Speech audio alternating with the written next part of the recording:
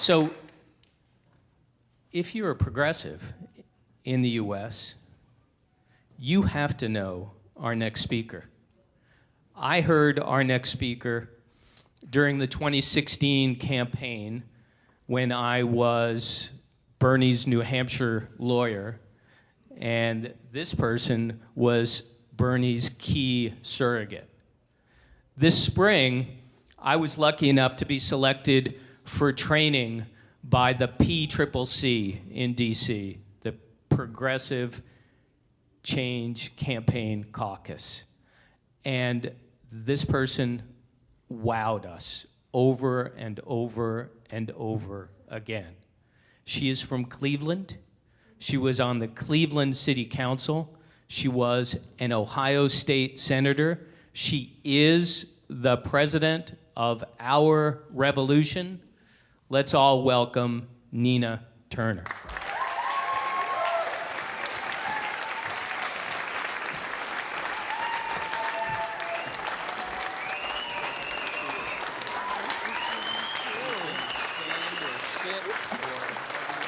Thank you.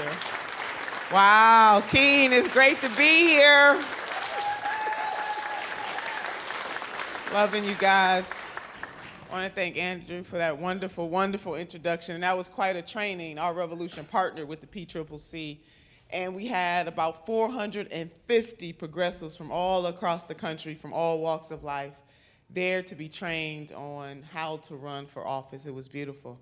So to RAD and to MPA, it's a pleasure to join you. I've been on a whirlwind tour through the great state of Vermont and now the great state of New Hampshire. 8 stops.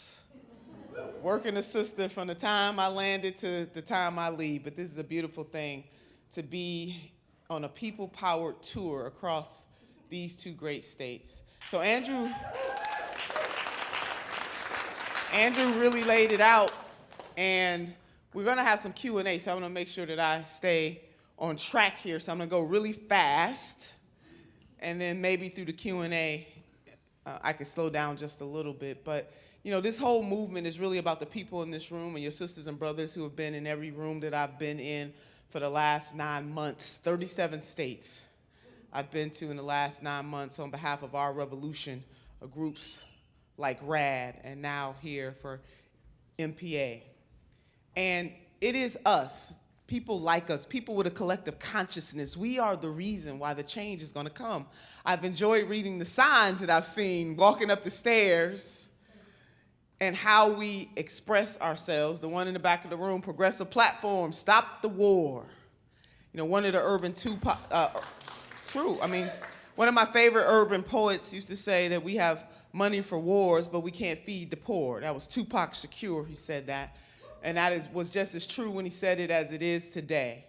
We need to look at it. Andrew talked about how do we pay for these things. We are the wealthiest nation on the face of the earth. And I do agree with him that as progressives, we do have to talk more about where the money comes from, because the other side paints our vision as if it is unreasonable.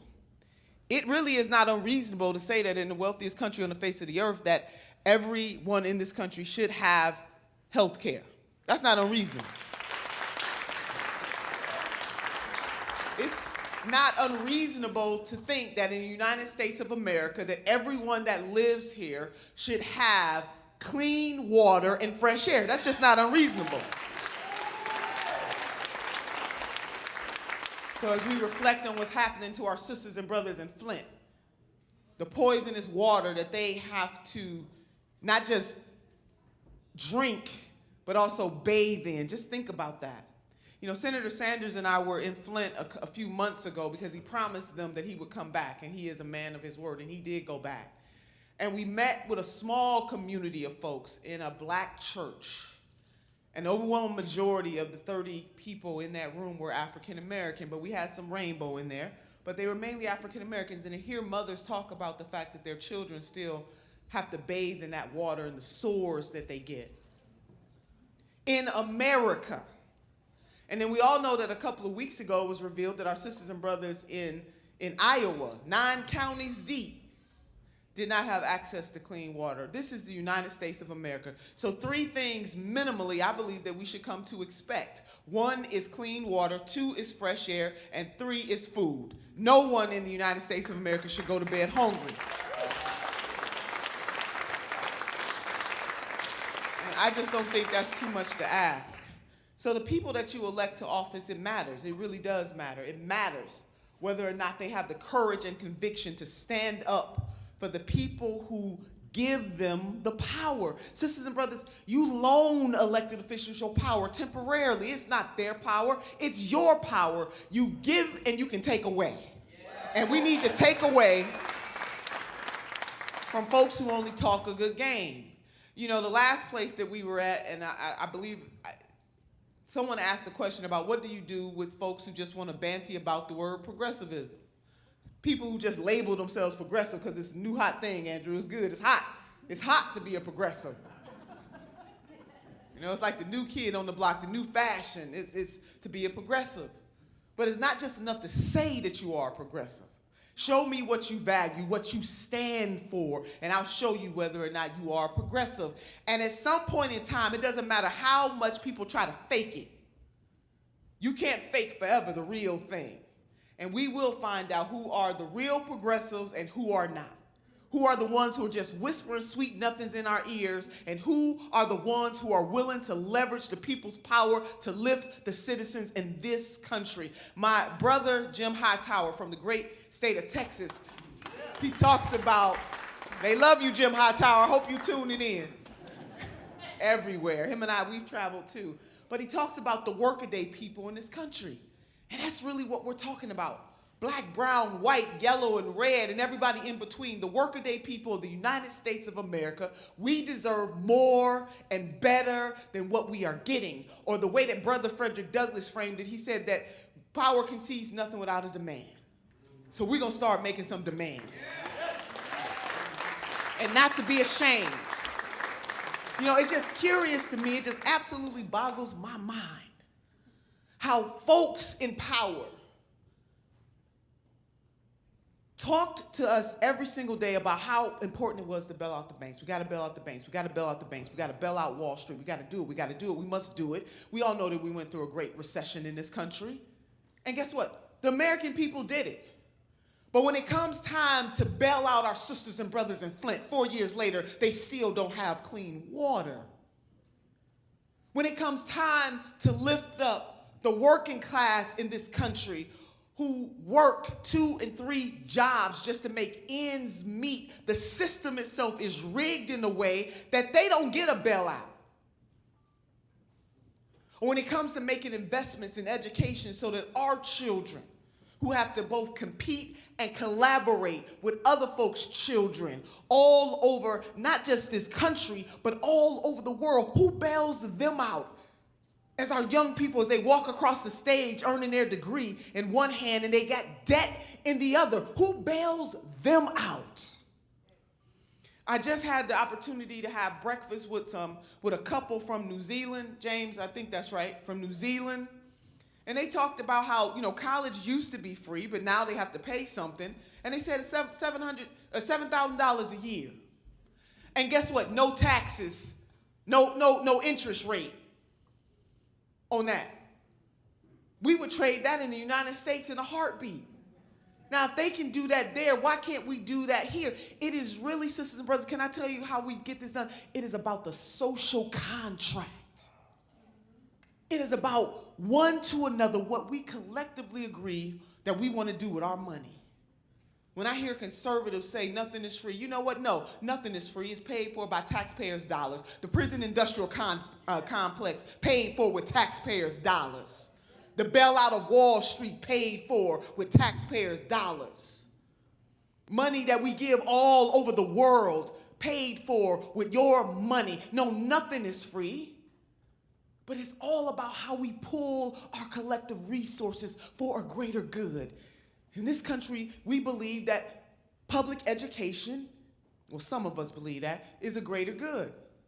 So we pool our money.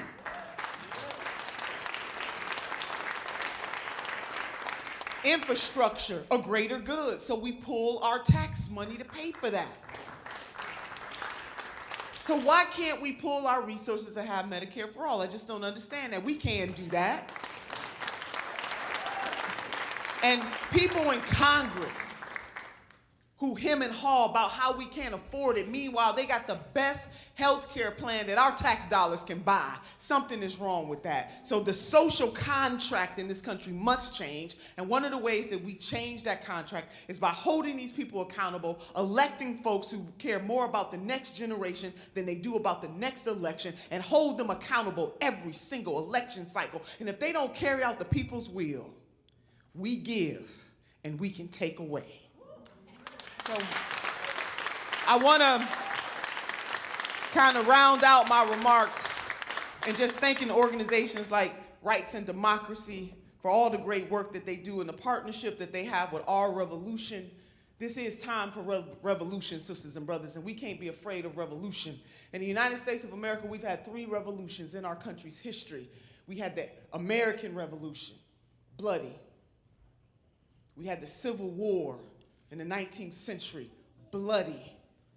We had the Civil Rights Movement in the 20th century, bloody, not as bloody, but some people lost their lives, other people lost their livelihoods. We are not afraid of revolution in this country to get a certain change. We are in the 21st century, and I see another revolution emerging. It will not be bloody, but it is the people's revolution, and we are on the precipice of that right now.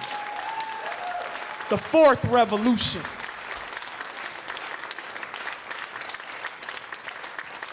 And sisters and brothers, we can do this.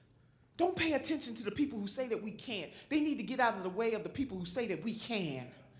We elect leaders who are both truthful about our current circumstance, but we also elect leaders who are visionary. How many people are voting for folks to keep things the same?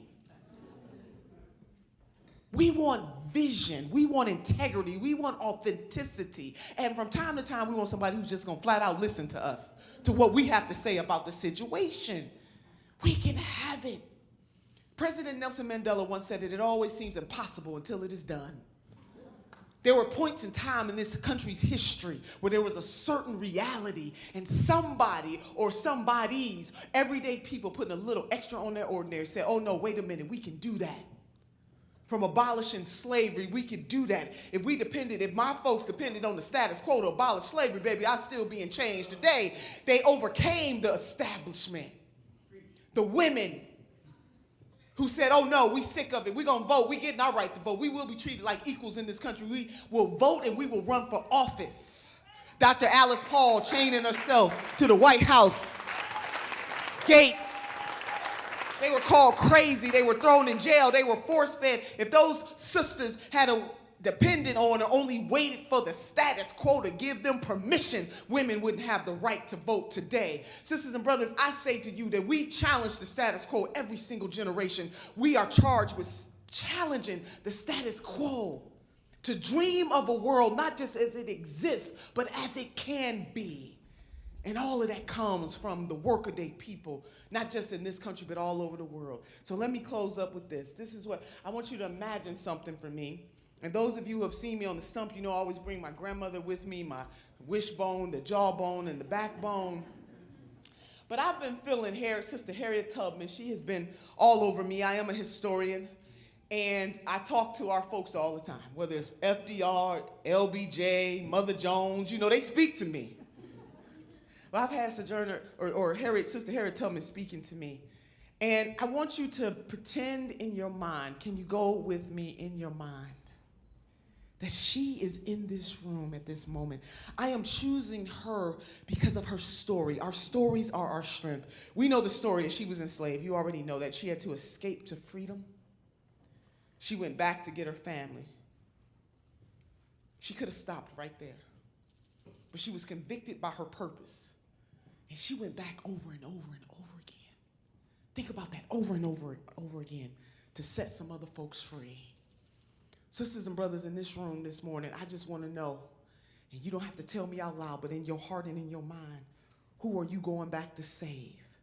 See, she went back over and over and over again, putting herself on the line to save somebody else. Who are you willing to sacrifice for to go back to save? See, some of you are in this room because you care about the environment. Other of you care about who's elected. Some of you care about women's rights. Some of you care about voting rights. Some of you care about criminal justice reform. Some of you are just here because you just want to know what the hell is going on in the world. Whatever reason that you are here, you have to say in your mind that I am purposed for this moment and I plan to save some folks. Pick your issue and save some people.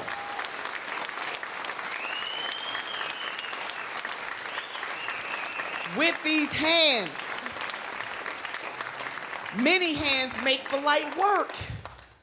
And so the moral of the story from Sister Harriet Tubman is that we got to be willing to put something on the line to save somebody else. We got to be willing, in the words of our Native American sisters and brothers, be willing to look 7 generations beyond ourselves. Or as somebody put it, this is not my quote, somebody else said it, be willing to plant trees whose shade we may never enjoy. That is deep in your heart and in your soul. It is not in your head. It comes from your heart first and then to your head. So to hell with these folks, and I meant that, who say that we cannot change the course of history in this country, and dare I say the world. There is a rumbling here. And sisters and brothers, we must get comfortable with being uncomfortable. If you are fighting for justice, you will be uncomfortable.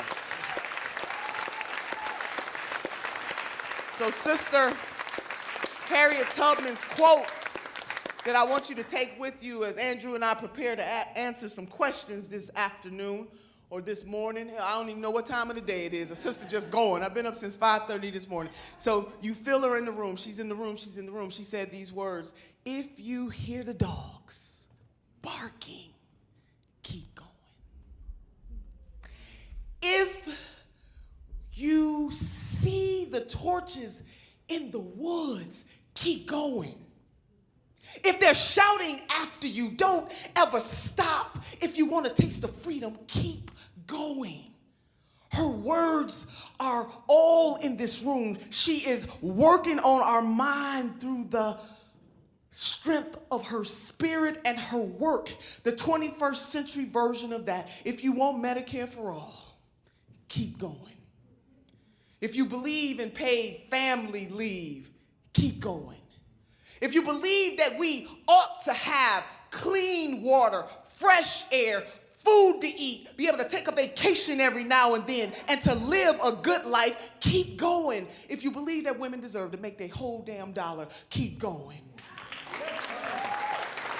If we believe in criminal justice reform in this country, sisters and brothers, if we know from the rainbow mosaic of humanity, because it's not just up to black folks to fight against racism and discrimination and bigotry and hatred. We need our white sisters and brothers right there in the fight with us. We got to keep going. And if we believe that our sisters and brothers at the southern border, most of them trying to come to the land that says that bring me your tired and huddled masses, we must keep going. If we want to taste of freedom, we must never stop. We must keep going. Are you with me? Yeah. We gonna keep going. Say it with me, keep going. Keep going. Keep going. Give it up for Nina Turner. Thank you. We love you. You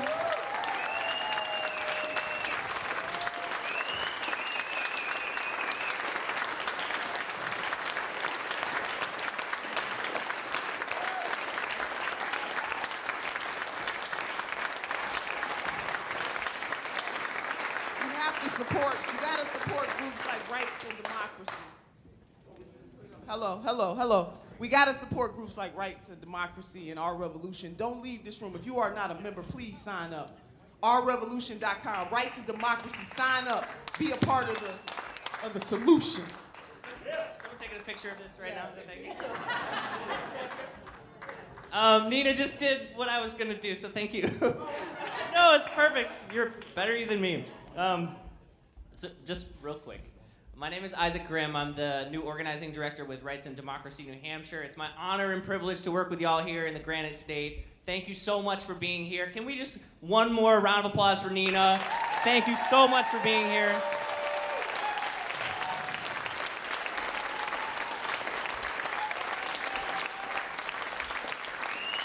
So very briefly, we wanted to make sure that we can get to some questions from y'all. So we had the quarter sheets that were given out, and those are being sorted through, and we'll get to as many as we can, especially focusing on those that were, kind of a number of people asked the same question. So we'll be bringing those up in a moment, and it can be either for Nina or Andrew, or it can be either. And last thing before we get to that, I just want to reiterate that if you are not a sustaining member of Rights and Democracy, please do sign up. This movement is built on many things, but it all really boils down to organized people and organized resources. If we're not getting serious about us being out there, bringing more people into the movement with us, organizing more people and building this movement with a huge base that we need, then we cannot win on the issues that we care about so deeply. And if we are not serious and intentional about raising money, then we are also going to keep losing to the right, because they have no problem organizing a lot of people and a lot of money. And if we're not pushing back on that and being serious about building power, then we will keep losing to the right. And I want to say that this is a movement based on love. Every action that we take, when we sacrifice that critical time with our family, with our friends, with our loved ones, that is a revolutionary act of love. When we knock on the door of a stranger and we have no idea what's going to happen there, that is a revolutionary act of love. When we get out in the streets and risk our own bodies, our own lives, that is a deep revolutionary act of love. But it will not be built only on acts of love. We need to make sure that we can keep the lights on when we do that. So thank you all for the ways in which you are already engaging and building this movement. I'm so excited to continue to build it with you all. Thank you for your support, and again, please do sign up as a monthly sustainer if you have not already. There are envelopes that we will pass out. Who here is already a member? That's a beautiful thing. I hope the next time we do this, we can see every hand in the air. Yes. Thank you all again. And questions. So who's got my questions? Come on up. Before you do the question. Yes.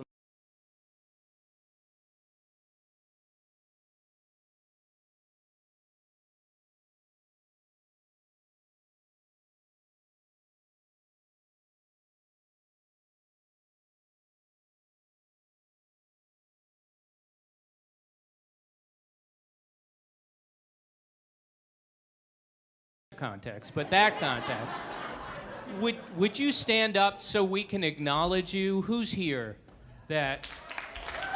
Yeah, right there. I knew I recognized someone.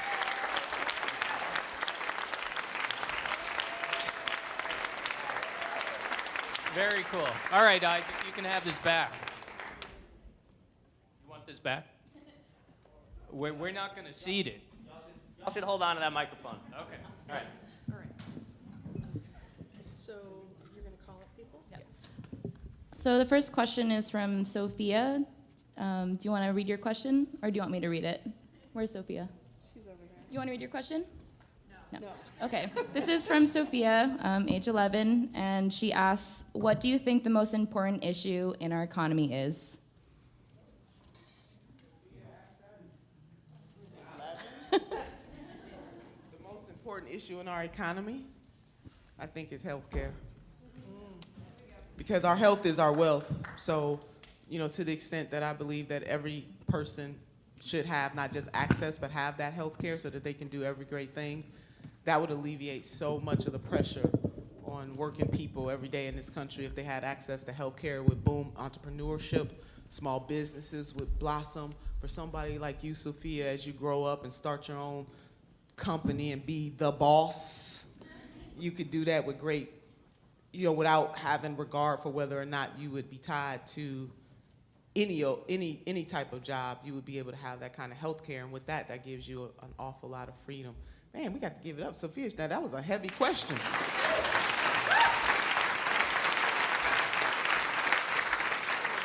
So I would never disagree with Nina. But he is. So I'm going to say there's a tie between healthcare and overall income inequality. Yeah. I think income inequality is the greatest threat to democracy that we have. If you don't have money, you can't participate. And if you do have money, money equates with power and message and votes. And we need to equalize that so that the power is better shared. They go So great together. question. They go together. So I'm asking the next question because we've had a few questions that we're trying to morph into one.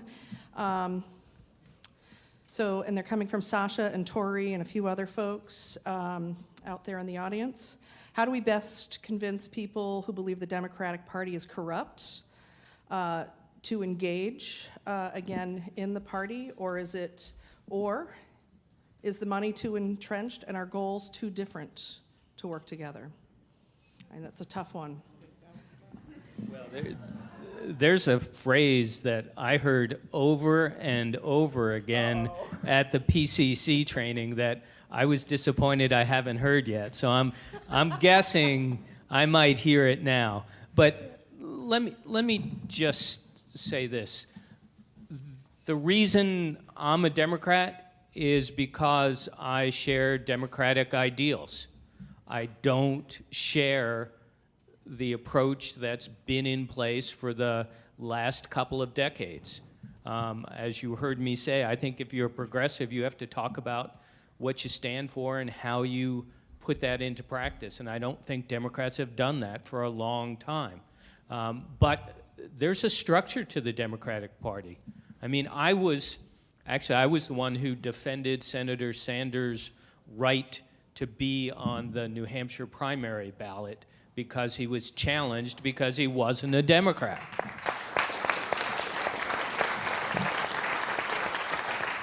I can't think of anyone who's more democratic and more representative of democratic ideals than Senator Sanders.